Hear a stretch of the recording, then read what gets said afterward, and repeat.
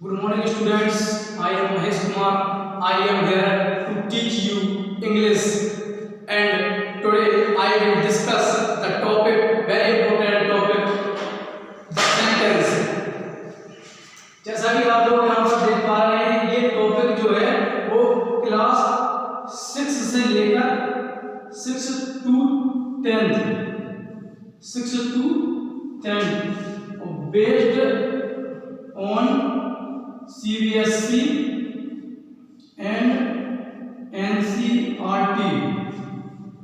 जैसा कि आप देख पा रहे हैं, सेंटेंस जो 6 से लेकर 10 तक के लिए आप लोगों के लिए बहुत ही इंपॉर्टेंट टॉपिक है इंग्लिश ग्रामर में। हम यहां से स्टार्ट करते हैं। पहले हम समझेंगे what is sentence. Sentence actually में होता क्या है, हम डेफिनेशन के अकॉर्डिंग आप लोगों को बताते हैं। A group of words, a group of words which makes a complete sense, which makes a complete sense is called a sentence.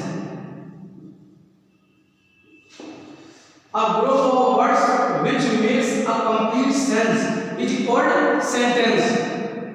इसका मतलब है शब्दों का वह समूह, शब्दों का वह समूह जो एक कंप्लीट पूर्ण अर्थ देता हो, उसे हम सेंटेंस कहते हैं। एक बार फिर से रिपीट करता हूं कि शब्दों का वो समूह जो एक कंप्लीट अर्थ देता हो, पूर्ण भाव देता हो, उसे हम सेंटेंस कहते हैं।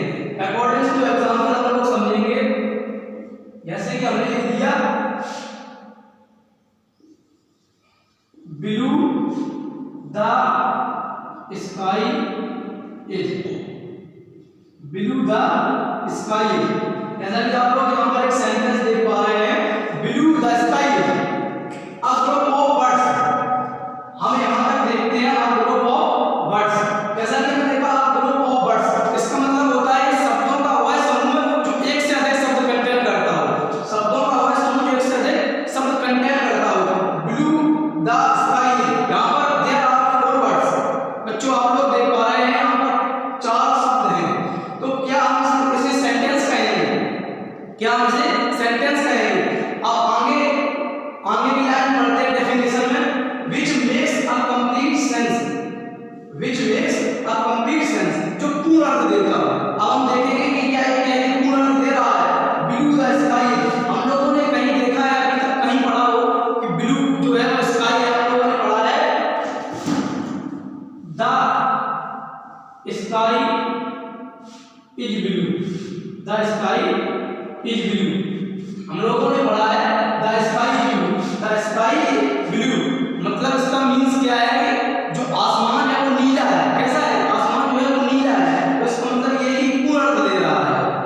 और ये ब्लू द स्काई, ये ग्रुप ऑफ वर्ड्स तो है, ये ग्रुप ऑफ वर्ड्स तो है, लेकिन ये पूर्ण अर्थ नहीं दे रहा है।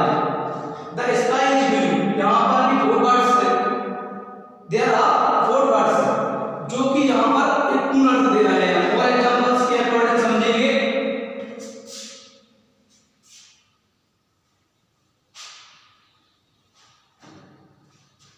जैसा कि बच्चों हम समझेंगे, राम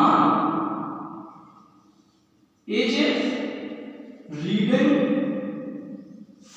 रामायण, राम इज रीडिंग रामायण, राम रामायण पढ़ रहा है। पहला ये हो गया। दूसरा एग्जाम्पल हम देंगे, Ramayana is reading Ram, Ramayana is reading Ram, Ram is reading Ramayana. तो रामायण जो है वो एक ग्रंथ है, एक धार्मिक ग्रंथ है, एक रिलीजियस ग्रंथ है। तो राम इज रीडिंग रामायण, राम रामायण पढ़ रहा है। तो आप लोग पढ़ते होंगे, कोई बुक्स पढ़ते हैं, तो राम रामायण पढ़ रहा है, इसमें से हमें कुछ अर्थ समझ में आ रहा है कि कोई कुछ अर्थ निकल रहा है, कोई भाव निकल रहा है। अब हम नीचे का सेंटेंस देखेंगे, रामायण इज रीडिंग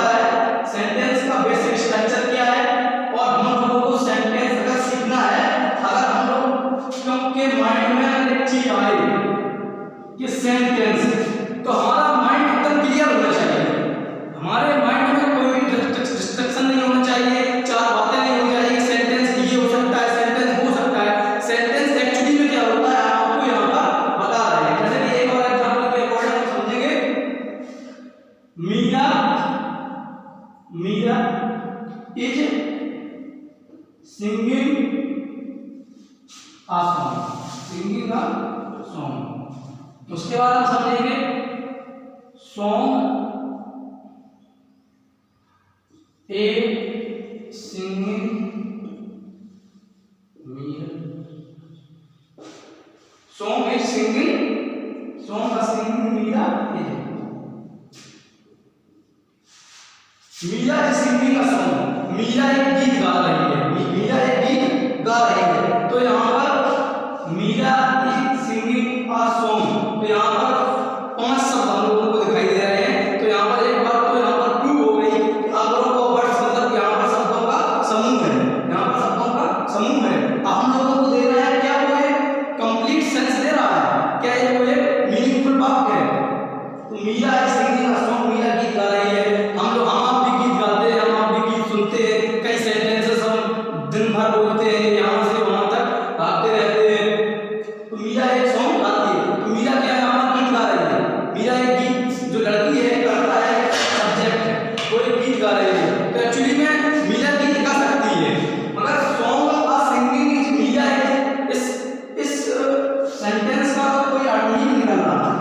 हम लोग अगर सेंटेंस का कोई मीनिंग निकालें, कोई अर्थ निकालें, तो there is no sense in this sentence, because song is singing Meera है, यहाँ पर कोई भी शब्द नहीं, ग्रुप ऑफ वर्ड्स तो ये है, एक group of words that go song are singing Meera, there are 5 words in this sentence, but क्या ये एक सेंस दे रहा है, नहीं दे रहा है। इसका मतलब ये है, ये रॉन्ग हो गया, ये राइट हो गया। तो हमने आप लोगों को बताया कि एक्चुअली में सेंटेंस होता क्या है। अभी तक हमने आप लोगों को ये बताया कि सेंटेंस एक्चुअली में होता क्या है। आशा करते हैं, आई होप यू अंडरस्टैंड। अब हम लोग आगे बढ़ते हैं और कुछ चीजें सीखते हैं सेंटेंस के बारे में। किस जैसा कि बच्चों हम आपने समझा कि सेंटेंस क्या होता है, सेंटेंस की डेफिनेशन क्या होती है, a group of words which makes a complete sense is called sentence. हम आप समझेंगे कि सेंटेंस होने के लिए क्या जरूरी होता है, कौन सी चीजें अवेलेबल होनी चाहिए, तब हम उसे कह पाएंगे कि ये कंप्लीट सेंटेंस है। जैसे कि हम समझेंगे सेंटेंस का स्ट्रक्चर, तो स्ट्रक्चर देखते हैं, basic structure of sentence, sentence basic structure of sentence. तो सेंटेंस होने के लिए हमें कौन सी चीजें और किस चीज की जरूरत होती है, कौन सी चीज की नीड होती है, आइए हम समझते हैं सेंटेंस होने के लिए। तो सबसे पहले फर्स्ट ऑफ ऑल हमें एक सब्जेक्ट चाहिए होता है, एक सब्जेक्ट चाहिए होता है।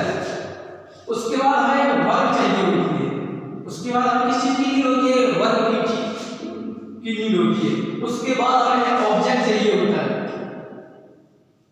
और प्लस ऑब्जेक्ट प्लस ओडब्ल्यू, इसका मतलब है अदर वर्ड। उसका मतलब क्या है, अदर वर्ड। तो subject, verb, object, other word. Other word का मतलब होता है जैसे कि market, in the market, in the garden, कहीं भी हम लोग जा रहे हैं, in the university, in the marriage, इस चीज को हम बाद में डिफाइन करेंगे। अभी समझते हैं सब्जेक्ट, वर्ब, ऑब्जेक्ट। एक सेंटेंस को होने के लिए किस चीज की नीड होती है, सब्जेक्ट, वर्ब, ऑब्जेक्ट और अदर वर्ड। इन चीजों की हम लोगों को नीड क्या हटा देते हैं, इसकी कोई ज्यादा अभी जरूरत नहीं है।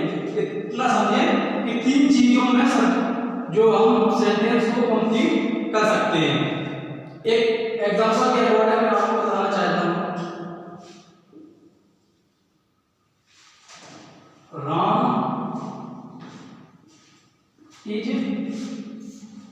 Beaten Shyam, Ram is beaten Shyam, Ram is beating Shyam. तो हम आप समझ सकते हैं कि राम जो है वो एक सब्जेक्ट है, इज जो है वो एक वर्ब है, बीटिंग जो है वो एक मेन वर्ब है, तो श्याम जो है वो एक ऑब्जेक्ट है।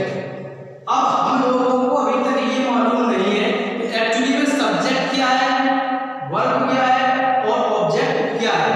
ये चीज हम समझने के लिए अपने नेक्स्ट पार्ट में बताएंगे सब्जेक्ट, वर्ब और ऑब्जेक्ट क्या है। लेकिन हम सेंटेंस को कंप्लीट करने के लिए भी कुछ चीजें और हैं जो हम लोग आप लोगों को बताते हैं। राम इज बीटिंग श्याम, यहाँ पर 4 वर्ड्स है और ये कंप्लीट सेंटेंस है। इसके बाद कुछ चीजें और जो जरूरी होती है सेंटेंस के होने के लिए, जैसे कि आप basic structure of the sentence में समझ चुके हो, सब्जेक्ट, वर्ब और ऑब्जेक्ट, 3 चीजों का होना बहुत ही आवश्यक है। अगर 3 चीजें नहीं है तो क्या सेंटेंस नहीं होगा? तब भी सेंटेंस होगा। सेंटेंस जो होता है उसमें वर्ब और सब्जेक्ट का होना अति आवश्यक है। सेंटेंस में अगर वर्ब और सब्जेक्ट है तो ही सेंटेंस हमारा कंप्लीट हो जाएगा। और सेंटेंसेस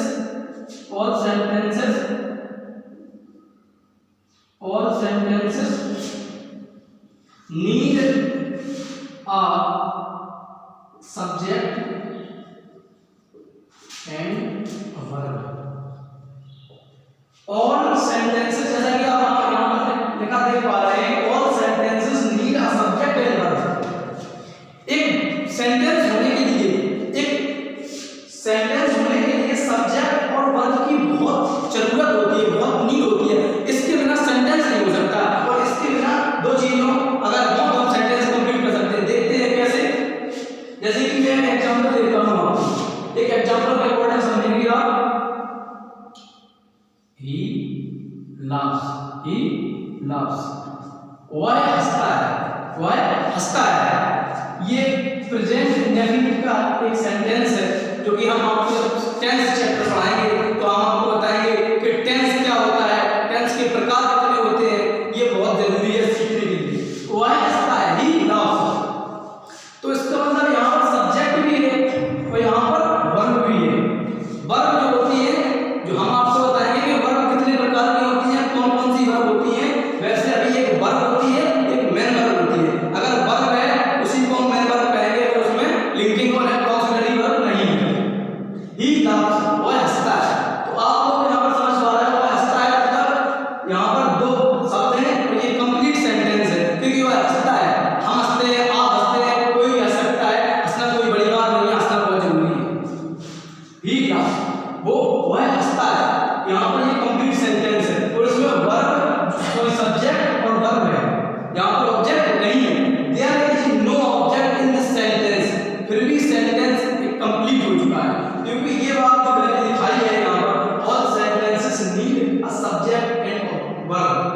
अगर एक सब्जेक्ट और एक वर्ब होती है तो हम एक सेंटेंस को बना सकते हैं, कंप्लीट सेंटेंस को बना सकते हैं। सब्जेक्ट प्लस वर्ब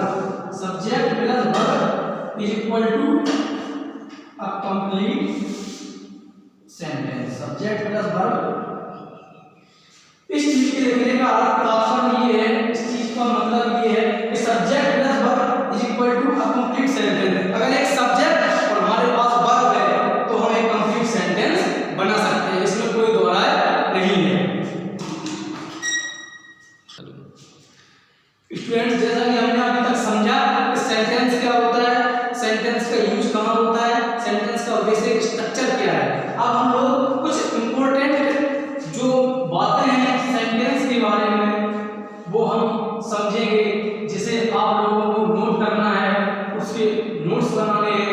जितना भी मैंने बताया है उस चीज को रेगुलरली रिपीट करते रहना है, आप लोगों को रिवाइज करते रहना है। अब हम कुछ चीजें जो जरूरी हैं, जो जिनकी हमें जरूरत है, जो बहुत ही, जैसे कि सेंटेंस एंड विद पंक्चुएशन। इसका मतलब यह है कि सेंटेंस होता है, हम कोई भी सेंटेंस कहें, जैसे कि आप खाना खा रहे हो, मैं घर जा रहा हूँ, कोई वहां खेल रहा है, कोई वहां खेल रहा है। तो ये जो सेंटेंसेस होते हैं इन्हें हमेशा एक जो समाप्त होते हैं, एंड होते हैं, फिनिश होते हैं, तो एक पंक्चुएशन की जरूरत होती है फिनिश होने के लिए। विद पंक्चुएशन का एंड होता है। अब पंक्चुएशन क्या है, यहाँ पर बात आती है। तो पंक्चुएशन एक हमारा एक अलग चैप्टर है, हम उसे डिस्कस करेंगे अच्छे से। अभी मैं आपको बता देता हूँ पंक्चुएशन में कुछ चीजें आती हैं, जैसे कि फुल स्टॉप के बाद comma, inverted comma, question mark, ऐसी चीजें आती हैं। जैसे कि full stop, comma, inverted comma, question mark, exclamation marks, ये चीजें आपकी पंक्चुएशन में आती हैं, जिसकी सेंटेंस में हम लोगों को नीड होती है। जैसे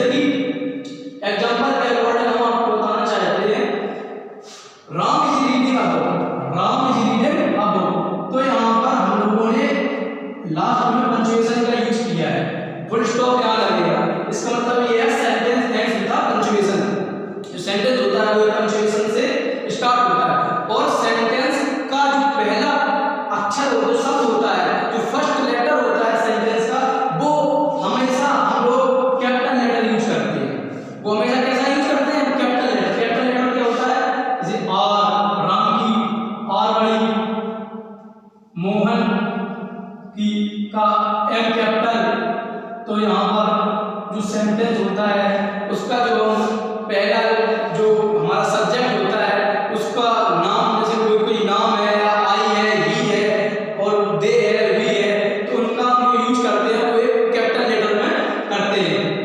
अब हम लोग देखेंगे a sentence contains a subject and is given once. जो सेंटेंस होता है उसमें जो सब्जेक्ट होता है वो एक ही आ सकता है। सब्जेक्ट और वर्ब होती है वो एक ही आ सकती है, दो नहीं आएंगे। अगर सब्जेक्ट दो आते हैं तो वो कंजंक्शन के थ्रू आ सकते हैं। यानी कंजंक्शन जो एक चैप्टर है आपका, हम आपको उसके बारे में डीपली बताएंगे, अभी उसकी कोई आवश्यकता नहीं है। तो सेंटेंस जो होता है उसमें क्या होता है कि जो वर्ब और जो सब्जेक्ट है केवल एक ही बचेगी, Sohan he is playing cricket. तो सोहन ही इज प्लेइंग नहीं होगा, यहाँ पर सोहन का कोई काम नहीं है। अगर यहाँ पर सोहन का काम है तो यहाँ पर ही का कोई काम नहीं है। दोनों चीजें संभव नहीं हो सकती है, बट यहाँ पर एक कंजंक्शन की जरूरत पड़ेगी। कंजंक्शन जैसे होता है, जैसे एंड हो गया कंजंक्शन, विच हो गया कंजंक्शन, दैट हो गया कंजंक्शन और आपका हुम हो गया कंजंक्शन। कंजंक्शन जो होते हैं वो बहुत प्रकार के होते हैं, हम उसके बारे में आपको एक सेपरेट वीडियो लेक्चर में बताएंगे कि कंजंक्शन क्या होते हैं। यहाँ पर आपको समझने वाली बात यह है कि one contains a subject that is given once. जो सेंटेंस होता है उसमें वर्ब और जो सब्जेक्ट होता है वो केवल एक बार आ सकता है, ये कंप्लीट सेंटेंस में दोबारा वर्ब होती है वो केवल एक आ सकती है। उसके बाद हम समझेंगे sentence follow, a sentence follows subject plus verb. जो सेंटेंस होता है मैंने आपको पहले ही बता चुका हूँ, सेंटेंस होता है सब्जेक्ट और वर्ब को हमेशा लेके चलता है। विदाउट सब्जेक्ट एंड वर्ब कोई सेंटेंस कंप्लीट नहीं हो सकता। सीता इज स्लीपिंग, सीता सो रही है, सीता सो रही है। तो सीता जो यहाँ पर है वो है करता सब्जेक्ट। सीता क्या है? सब्जेक्ट। और इज क्या है? वर्ब। क्या है? वर्ब। स्लीपिंग क्या है? मैन वर्ब है। जो कार्य हो रहा है वो स्लीपिंग मतलब सोना, एक कार्य है। जैसे वर्ब क्या होती है मैन वर्ब में आपको थोड़ा बता दूं, जैसे कि रीड, स्लीप, गो, डू, ये सब मैन वर्ब है। रीड मीन्स होता है पढ़ना, कोई काम है, हम पढ़ रहे हैं, आप पढ़ रहे हैं, तो ये काम है। जैसे कि स्लीप, सोते हैं, सभी लोग सो रहे हैं, कोई सोना भी एक काम है। अगर हम लोग सोते हैं तो एक काम कर रहे हैं अकॉर्डिंग टू सेंटेंस। गो, तो गो जो है वो गो यहाँ पर भी एक मेन वर्ब है। जाना, कोई काम जा रहा है, मैं घर जा रहा हूँ, आप मार्केट जा रहे हैं, वो सब्जी लेने जा रहे हैं, तो जाना क्या है? एक वर्ब है। और डू क्या है? एक वर्ब है। जब हम आपको वर्ब पढ़ाएंगे तो वर्ब के बारे में और अच्छी तरीके से एक्सप्लेनेशन करेंगे और बताएंगे कि वर्ब क्या होता है। तो मैंने आपको बताया Sita is sleeping, a sentence follow subject plus verb. जैसे मैंने आपको बताया all sentences needs always a subject and a verb. जो सेंटेंस होते हैं उन्हें एक सब्जेक्ट और वर्ब के बिना नहीं बनाया